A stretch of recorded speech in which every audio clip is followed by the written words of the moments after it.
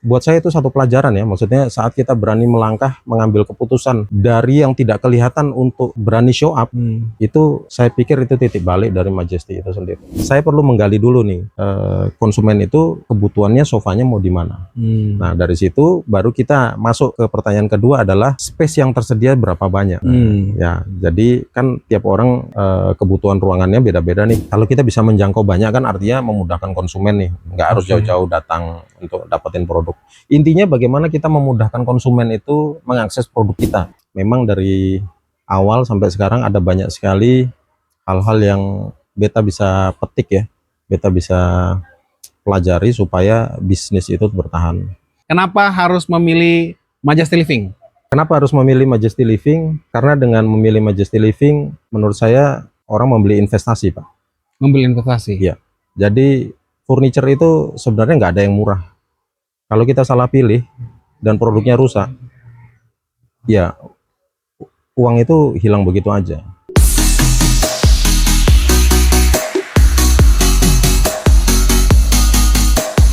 Oke, jadi sekarang Kotong sudah duduk di sini, kita sudah duduk di sini. Dan ini bukan studionya Edri Bro Media, kita di showroomnya Majesty Living teman-teman ya. Dan ini spesial banget gitu ya. Kita kayak udah nyewa Ramayana gitu loh. Oke, dan ini di Ramayana, salah satu showroom Majesty Living teman-teman. Dan di sebelah saya sudah duduk lagi, tadi kita udah disambut Pak Aji ya, owner dari Majesty Living. Thank you Pak untuk kesediaannya kita kunjungi Pak. Dan ini kita di podcast Ngobrol Bertumbuh namanya Pak. Baik, Edri Bro Media. Siap Pak Edri. Ya. Selamat datang nih Kak Edri. Iya, thank you Pak. Semoga betah. Betah ya. Pasti betah Pak, soalnya kursinya banyak. Gimana nggak betah Pak? Kursinya banyak banget. Kita bisa gonta-ganti gitu ya. Ini tadi Pak Haji bilang bakalan mulai jadi mabes nih. Ya boleh. Kami senang kok kalau ini bisa jadi mabes. Namanya kita saling kolaborasi ya Pak. Siap. Saya siap mendukung deh. Siap. Gitu, thank you Pak. Oke, nah jadi teman-teman ini kalau Majesty Living bagi yang udah tahu ini panjang banget ceritanya nih, gitu ya. Jadi sedikit cerita sebelum masuk di pertanyaan Pak. Jadi pas waktu lagi main ke Lipo di Hypermart masuk, loh ada Majesty Living, apakah ini sama atau tidak dan lain-lain. Terus ke Bundaran PU Hypermart juga sama gitu. Jadi apakah ini juga sama? Ternyata sama Pak. Ternyata sama Pak. Jadi rasanya karena ini udah expand juga, kita dengar-dengar udah keluar pulau juga, entah di mana mungkin nanti Pak bisa jelasin, tapi mungkin pemirsa butuh tahu itu gimana awal mula sih Pak, awal mula terjun di bisnis furniture ini Pak, dunia persofaan ini, dan kenapa milih custom gitu ya? Iya, terima kasih Kak Edri. Jadi Majesty Living itu dulu kita mulai di tahun 2021, justru pada saat era COVID itu lagi naik-naiknya tuh Kak Edri. Nah, jadi di situ kan kita semua waktu itu apa ya namanya, ada pembatasan ya, nggak boleh jalan-jalan kemana gitu. Betul. Akhirnya kami ini kepikiran gimana ya caranya supaya dapat penghasilan tambahan gitu loh. Akhirnya kebetulan saya itu dulu backgroundnya juga di dunia furniture, di perusahaan swasta nih. Nah dari situ saya mikir, coba kita buat satu produk, saya mau kombinasikan dengan nuansa lokalnya itu Pak Edri, yang yaitu tenun. Produk pertama yang kita buat itu bench ya, stool, kursi-kursi kecil gitu Kak Edri itu, tapi saya kombinasiin sama tenun. Terus saya sama istri kita iseng lah, kita posting di Instagram tuh. Nah ternyata karena unik ya, mungkin karena unik orang mulai nanya nih. Tapi yang ditanya itu justru bukan stool tenunnya itu Kak Edri. Yang ditanya justru, Kak bisa buat model begini nggak? Bisa buat model begini nggak? Nah, akhirnya ya dari situ ya kita mulai ya, kita ikutin. Kita bisa layani, kita bisa buat satu ya, sampai puji Tuhan ya, sampai hari inilah kita masih layani seperti itu. Berarti itu ada perjalanan seperti itu sampai akhirnya memilih custom itu karena memang pengalaman itu Pak? Betul. Jadi kita melihat ada gap di dunia furniture ini, khususnya di NTT ini, kita melihat ada gap nih. Pertama, rata-rata di toko tradisional itu kan pilihannya terbatas ya. Adanya barangnya misalnya ABCDE. Ya sudah, konsumen itu kamu hanya memilih ABCDE gitu aja. Di luar itu nggak ada pilihan lain. Nah, kami coba berikan alternatif yang lain. Kita balik sekarang pertanyaannya, bukan adanya apa, tapi konsumen butuhnya apa. Oh iya, betul. Nah, sehingga kalau konsumen butuhnya apa, harapan kami sih kita selalu bisa menjawab kebutuhan konsumen. Dengan custom tadi. Dengan custom tadi. Iya. Iya. Wah, ini keren Pak. Oke, nah terus ada nggak sih ini Pak momen yang mungkin jadi titik balik Pak? Titik balik dari yang tadinya itu kan dia di tempat, ya kalau mau dibilang kecil ya oke kecil juga ya, tempat kecil, sampai akhirnya sudah ada showroom di beberapa swalayan ya, mall dan swalayan ya, mall dan swalayan di Kota Kupang. Kalau yang sekarang di samping Neo itu Pak, itu full untuk buat untuk aja produksi. Ya, untuk produksi. Dulu pertama galeri kami di situ. Terus seiring berkembang ya akhirnya kita fokuskan itu untuk jadi tempat produksi aja. Yang galerinya kita pindah nih ke Ramayana dan di Hyperstore, di Hypermart. Hypermart ya. Hypermart. Iya. Seperti itu. Nah tapi gini Kak Idri, kami itu dulu juga mulai dari kecil gitu. Sebenarnya kami juga bukan pewaris ya. Jadi kita ini generasi perintis gitu loh. Sama-sama Pak. Betul. Nah, kita mulai itu dari garasi rumah nih. Dari garasi rumah. Biasa sebelum Neo itu, minta maaf. Sebelum Neo. Oke. Sebelum Neo. Jadi biasanya kan kebetulan kami tinggal di perumahan ya, kecil-kecilan gitu kan, biasanya di samping tuh ada halaman sisa tuh untuk parkir tuh. Nah, kita buat satu area display itu di situ. Nah, kita tata, kita buat backgroundnya, terus nanti buat satu sofa, kita foto situ, kita posting. Nah, kemudian karena permintaannya mulai naik, yang jadi titik balik itu saat kita itu memutuskan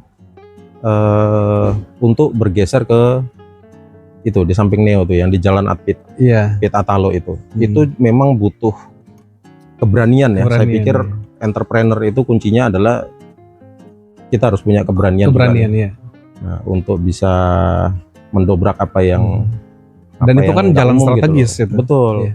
Kami itu dulu nggak berani, nggak punya uang. Saya dan istri itu ditawari tempat itu tuh kita juga deg-degan karena ya namanya jalan strategis, sewanya kan juga mahal tuh. Puji Tuhan kebetulan yang punya ruko tuh nawarin, bilang kalau kamu berani kamu pakai aja dulu itu tempat, nanti ada uang bisa gitu ya, kamu bayar. Nah tapi kan tetap harus bayar. Iya betul. Tetap deg-degan nih. Kami mantapkan, saya dan istri saya mantapkan, ayo kita bergeser dari perumahan ke jalan strategis itu. Nah puji Tuhan omsetnya juga ternyata ngikutin. Jadi buat saya itu satu pelajaran ya, maksudnya saat kita berani melangkah, mengambil keputusan dari yang tidak kelihatan untuk berani show up, itu saya pikir itu titik balik dari Majesty itu sendiri. Dari Majesty Living. Wah, luar biasa ini. Nah ini kalau boleh tahu nih Pak, Majesty Living kalau di Kota Kupang mungkin saya bisa miss, itu sudah ada di mana saja? Ya sekarang Majesty kalau di Kota Kupang itu kita ada di Ramayana, di Flobarmora Mall di Ramayana lantai 1. Kemudian galeri kita yang kedua itu ada di Hypermart Bundaran PU. Yang kedua, dan yang ketiga itu ada di Hypermart Lipo yang di bawah itu. Nah di situ. Nah di Kota Kupang kemudian kita juga punya nih, kita baru buka di Kota Jayapura. Di Jayapura ya. Malah saja jauh banget tuh. Iya makanya. Jauh banget. Di Jayapura itu ada 2 di Mall Jayapura dan di satu di daerah AB Pura, di daerah Tanah Hitam. Nah, berarti di Papua sana. Betul. Di Jayapura itu di situ ada 2 galeri. Ada 2 galeri. Dan ya nanti masih ada progres untuk tempat-tempat. Kapan-kapan bisa podcast di sana nggak Pak? Ayo kita berangkat. Nah, tapi nyiapin waktunya juga iya. lumayan nih. Oke. Nah, ini luar biasa ya. Ini berkembang pesat banget ya Pak ya. Ini harus mungkin nanti di akhir bisa kasih masukan-masukan untuk teman-teman yang mungkin mau jadi entrepreneur gitu.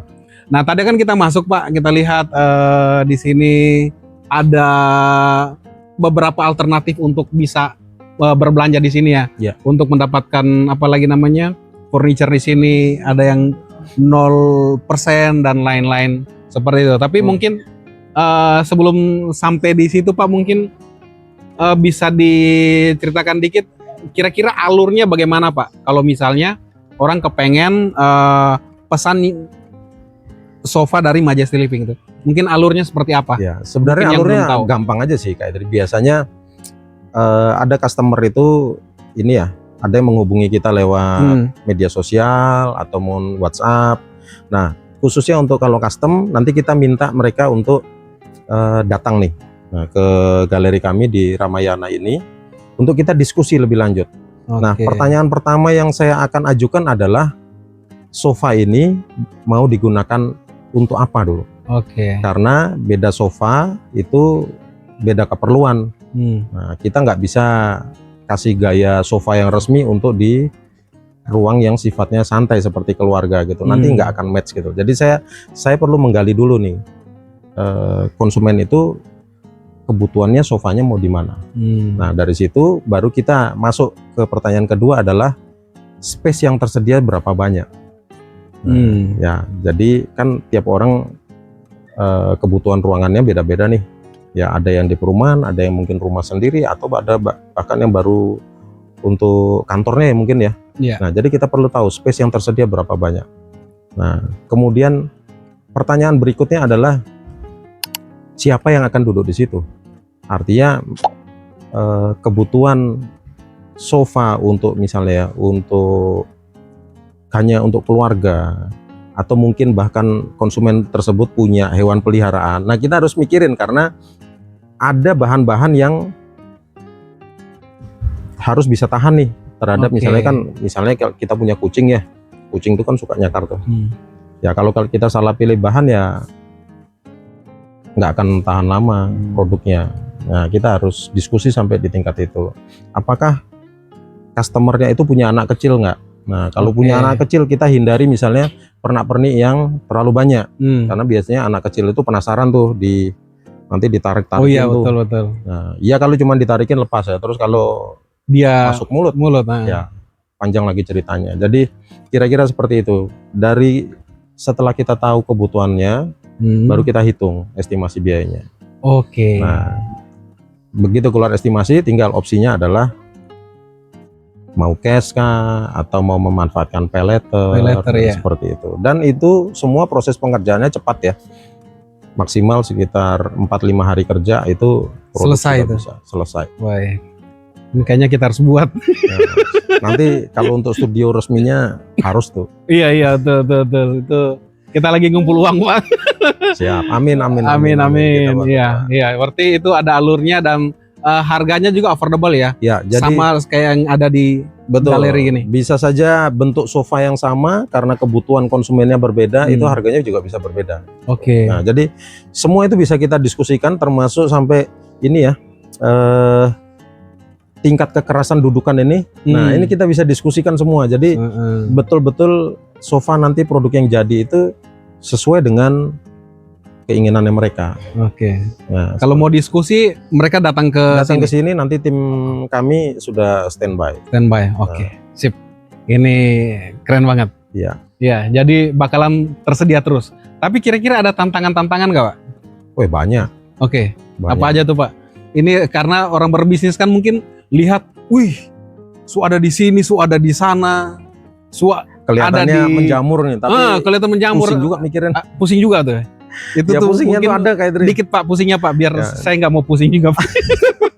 Ceritain dikit pusingnya Pak. Pusing itu macam-macam ya. Pertama kita ngomongin bahan baku ya. Bahan baku kebetulan bahan baku yang Majesty gunakan itu terutama untuk kain itu kita masih dari luar kota ya, jadi membutuhkan waktu untuk pengiriman datang ke sini. Itu kemudian kalau untuk bahan baku yang lain-lain ya kita bersyukur juga. Dulu itu menantang karena saat tidak ada distributor lokal, nah semua kan kita harus prepare nih. Kan kami ini kan namanya unit produksi kan nggak bisa ya berhenti ya, gitu. Jadi kita harus pintar forecast kebutuhan produksinya itu cukup nggak nih untuk 1 bulan. Nah itu kota terdekat yang kita bisa pesan itu Surabaya. Jadi kan kalau terlambat pesan berarti ya yang di sini nggak ngapa-ngapain nih, pekerjanya nggak ngapa-ngapain. Itu dari sisi logistik tuh Kak Edri. Kemudian yang ketiga dari sisi SDM-nya itu sendiri. Ya kita memang perlu akui tingkat expertise dari SDM kita di NTT itu masih ada gap ya dengan teman-teman yang dari luar kota. Nah jadi saya coba dengan strategi adalah mereka harus kumpul bersama, harus kolaboratif dan supaya ada transfer ilmu. Ya, supaya gap-gap tadi bisa diminimalkan. Nah, sebagai contoh nih dulu nih, kalau saya cari pekerja dari luar tuh, Kak Idri, dari luar kota, 1 hari itu mereka bisa selesai itu 2-3 set sofa. Itu teman-teman yang dari luar nih. Nah, sementara kalau kita dari SDM lokal, 1 set sofa butuh 2 hari.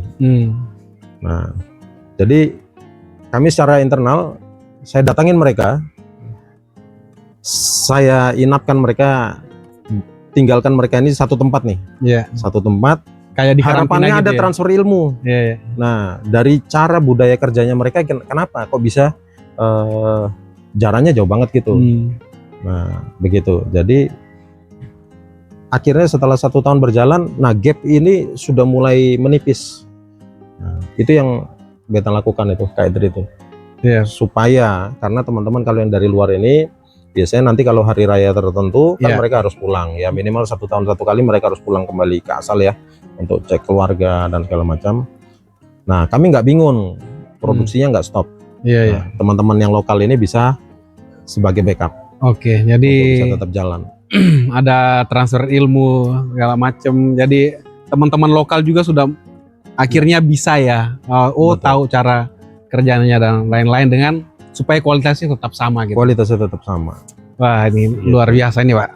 Oke Pak, Pak Haji. Nah ini kan ngobrol-ngobrol soal produk. Pak Haji kan jago lah kalau mau dibilang buat produk. Belajar Pak. Belajar ya. Tapi kan ada backgroundnya lah ya. Oke kan penilaian saya Pak. Jago lah ya. Karena bisa memahami kebutuhan konsumen. Seperti itu. Nah tapi antara membuat produk dan menjual produk ini kan itu 2 hal yang berbeda. Itu kita punya teman yang ada di Bali biasa ngomong gitu. Adalah 2 hal yang berbeda. Nah, ini kita ngobrol-ngobrol nih mungkin bisa sedikit share nih Pak. Strategi marketingnya apa nih Pak? Kemudian biar sekalian dijawab. Bapak kan akhirnya memilih galeri sampai keluar. Kenapa tidak misalnya lebih dibuat di satu toko besar aja gitu, kenapa lebih memilih galeri dan lain-lain kayak gitu loh Pak? Ya ini pertanyaannya menarik ya, kenapa seperti itu ya. Pertama kalau strategi marketing Kak Idri, kita tuh sebagai unit bisnis, sebagai entitas bisnis itu pertama kita harus adaptif dulu dengan situasi. Nah kalau di tempat saya, pertama tindakan adaptifnya adalah kami mewajibkan semua teman-teman marketing kami itu mereka harus bisa memanfaatkan media sosial dengan baik. Pertama minimal adalah mereka harus buat konten. Jadi saya maksa nih mereka nih buat konten. Ada yang pertama bilang, aduh Pak saya nggak pede Pak buat konten. Saya bilang semua harus belajar, semua harus coba. Jelek juga nggak ada yang menilai. Terkadang hanya perasaan kita yang bilang jelek banget ya saya kalau bikin konten. Enggak, terkadang justru hal konyol itu disukai sama audien gitu loh. Nah kemudian mereka harus live. Nah setiap hari itu mereka live. Live-nya itu banyak, tidak hanya menawarkan produk tapi bisa bercerita kok tentang produk, tentang lifestyle-nya mereka, tentang promo yang ada, pokoknya macam-macam. Jadi memaksakan budaya untuk online itu perlu supaya kita bisa adaptif Kak Edri. Nah, seperti itu. Ya, kalau kita hanya marketing secara tradisional ya, maksudnya mengharapkan customer hanya walk in terus datang, kayaknya di era sekarang itu susah ya. Berat banget ya. Yeah. Berat banget. Dan semua Pak. Betul. Iya, bahkan Cleo Pak, tahu air minum, aduh ini bukan promosi tapi air minum Cleo sampai ownernya sendiri Pak. Yang punya. Saya lupa namanya siapa. Pak siapa? Pak siapa namanya? Pak Haritanoko. Bukan, iya Pak Haritanoko. Sampai ownernya sendiri itu bikin podcast, bikin konten. Iya, bikin konten. Dia kunjungi apa lagi namanya pabriknya. Betul. Terus satpamnya nggak kenal dia. Lucu pokoknya, lucu ya. Justru konten-konten begitu kan viewernya banyak loh. Yang nggak disengaja ya. Betul. Itu banyak banget.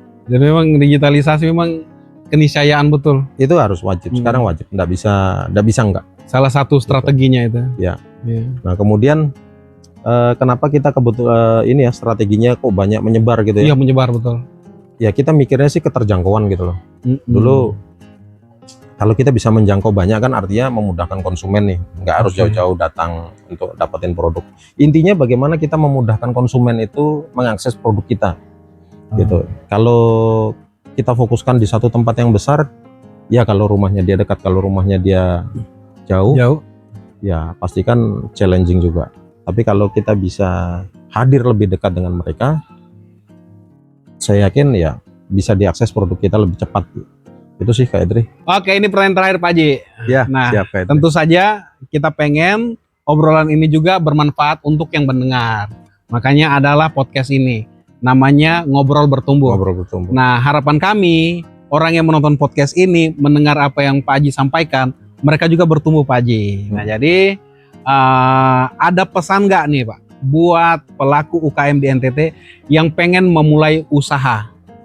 Ya usaha apapun dan juga mungkin usaha yang serupa Pak. Ini. Ya kami tuh juga sebenarnya masih proses belajar juga Kak Edri. Tapi memang dari awal sampai sekarang ada banyak sekali hal-hal yang beta bisa petik ya. Beta bisa pelajari supaya bisnis itu bertahan.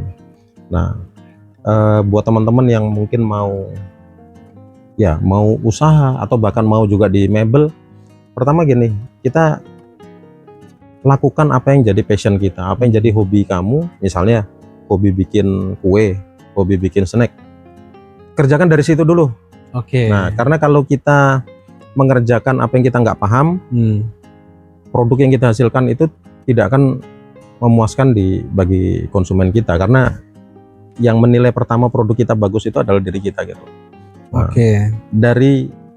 kerjakan dari apa yang kamu suka. Kak Edri suka masak, ya buatlah sebuah masakan. Saya suka tentang interior, saya kerjakan itu. Tapi jangan berhenti sampai di situ Kak Edri. Setelah kita melakukan apa yang kita suka, nah kita harus juga mencari tahu apa yang customer kita butuhkan. Gitu. Jadi mengerjakan yang kita suka saja nggak cukup. Misalnya kita suka bikin nasi goreng atau mie goreng, tapi customer butuhnya pecel lele. Ya dari situ kita harus adaptif juga nih untuk belajar bagaimana caranya bikin pecel lele yang enak. Nah seperti itu. Ya, jadi seterusnya akan seperti itu circle-nya gitu loh. Nah nanti berikutnya customernya pengen apa lagi, Nah kita harus terus adaptif, belajar nggak ada akhir sih. Belajar. Jadi belajarnya nggak ada akhir. Nah, mungkin itu aja sih. Kalau kita mulai sudah stuck, kita mulai berpikir kayaknya produk gini aja cukup deh. Itu niscaya kita akan mulai turun di situ. Betul. Makanya Kotong harus buat banyak produk ya. Ya Om Sameh, ya harus punya produk. Oke Pak Haji, ini thank you banget, ini insightful banget Pak Haji ya. Jadi ini teman-teman, kalau misalnya kamu pengen tahu atau mau pengen lihat barang, bisa berkunjung. Kalau misalnya kamu di Kota Kupang, berkunjunglah di 3 tempat itu, di Ramayana, di Lipo, atau di Hypermart di Bundaran PU ya. Terus Instagramnya itu @majestiliving_Kupang. Ya, sebelum tutup nih Pak, kita kan dulu udah biasa bareng-bareng juga kan. Siap. Nah, ini agak hard selling nih. Apa nih? Hard sellingnya adalah, kenapa orang, ini kan banyak mebel nih Pak. Kenapa harus memilih Majesty Living? Kenapa harus memilih Majesty Living? Karena dengan memilih Majesty Living, menurut saya orang membeli investasi, Pak. Membeli investasi? Iya. Jadi furniture itu sebenarnya nggak ada yang murah. Kalau kita salah pilih dan produknya rusak, ya uang itu hilang begitu aja. Tapi di Majesty Living, dengan kita memberikan jaminan kualitas produk yang baik, kesesuaian dengan mood kita, itu bisa jadi investasi yang panjang. Dan uang tabungan berikutnya tidak perlu lagi dibelikan jadi furniture lagi, bisa untuk beli yang lain. Seperti itu. Wah, thank you banget. Ya, dengan dengan statement ini ya. Jadi memang tadi kita udah ngobrol juga, ini semuanya serba custom dan bisa konsultasi juga ya. Sehingga apa yang dibuat itu sesuai dengan kemauan Anda. Oke, itu statement akhirnya dan thank you so much sudah nonton sampai di menit sekarang. Thank you banget. Dukung kami terus. Jangan lupa di share, di subscribe ya. Nanti semua link kita taruh di bawah. Ada juga produk UKM di sini. Oleh-oleh untuk Pak Haji ya. Ini kenari ya Pak Haji. Ini kenari untuk pakai sarapan dengan roti. Oke, itu aja. Terima kasih banyak. So, see you guys in the next video. Bye-bye.